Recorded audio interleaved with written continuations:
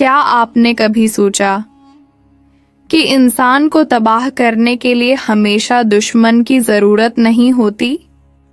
کبھی کبھی انسان خود اپنے اندر ایک ایسی کمزوری پال لیتا ہے جو آہستہ آہستہ اس کی زندگی کو ختم کر دیتی ہے۔ حضرت عمر بن خطاب، جو اپنی بصیرت، انصاف اور حکمت کے لیے مشہور تھے، انہوں نے ایک بار ایسا جملہ کہا جو سن کر انسان کے دل میں خوف پیدا ہو جاتا ہے۔